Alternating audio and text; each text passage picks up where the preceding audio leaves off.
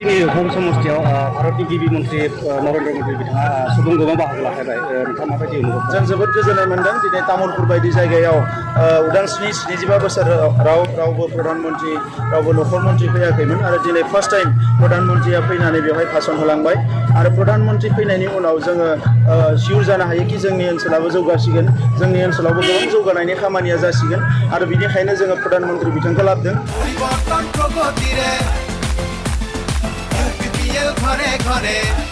BTR বাসীৰ সহযোগিতাত UPPL ইতিমধ্যে BTRক আগুৱাই লৈ গৈছে উন্নতিৰ দিশে।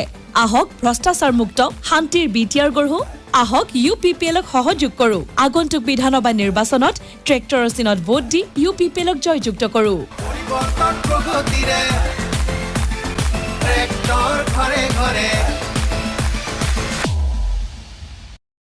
आरो नैबे बिसायख'थियाव UPPL आरो BJPनि सरकार जागोन आसामाव आरो लोगो लोगो जोंनि ओनसोलनि जोंनि माहारिनि गोबाव समनिफ्राय हास्थायबाय थानाय राव थुनलाइ हारिमु जौगानाय हा हुनि रैखाथि गासैबो खामानिया गोख्रोङै जाफुंगोन आं बेखौ फोथायो।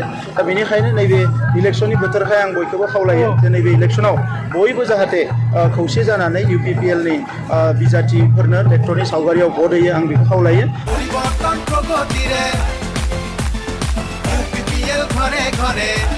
BTR বাসীৰ বাবে UPPLৰ পঞ্চমটো উপহাৰ চৰকাৰ গঠনৰ মাত্ৰ 2 মাহতে কাৰিকৰী আৰু বৃত্তিমূলক শিক্ষানুষ্ঠান পালে BTRৰ আটাইকেইখন জিলাই।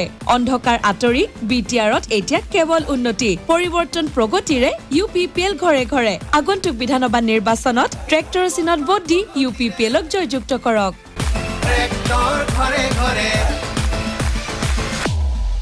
आरो थांनाय 17 बोसोरनि सोबख'नाय थगायनाय नासयनाय कुनु मोनसे भिजन आरो मिशन गैयै जि चिन्ताधाराजों सोलिदोंमोन सरकारा बेखौ गोजान खालामनानै मोजां मोनसे परिबेश लाबोनो हागोन। तामुलपुर समस्ति माथाय मोनसे खोथा सरसा जाबाय थादों जेनेबा महाजोत बा BPFनि पार्टी रंजाफुंगुर बसुमतारिया BJPआव जइन जाबाय स' नोंथांखौ किडनेप खालामदों होनना मोनसे सरसा जादों। आंथ' बेयाव गैयानो आं क'क्राझारावसो दङ बिथाङा नुहुर खानानै इलेक्शनखौ जेनगोन मा साहसाव गेलेनो हाग्रामा महिलारि बिथाङा नारसिबनानै होदोंमोन थाखा फैसा एसे खरसा खालामथों होननानै बिथाङा जाखांफुनाय बिजनेसमेन आरो बिथाङा बुजियो बिथाङा नुहुरखाबाय जेनगोन दा नंखायनो बिथाङाबो हारिनि सार्थ ओनसोलनि सार्थआव बिथाङा BJPजों गोरोबहैदों बेखौ आंहा जेबो बुंनांगौ गैया UPPLआव फैबाबो आंहा बुंनांगौ गैयामोन दा नंखायनो दिनै बिथाङा BJPआव थांदों जेराव थाङो बिथांनि खोथा नाथाय BPFआ जे बेवहाय राजखान्थिया गोरोन्थि जादों बेनो फोरमान आरो बेबायदि गोबां मानसिया लाइन हमनानै दङ गाबोन समफोर BPFनिफ्राय बारबोजोबगोन।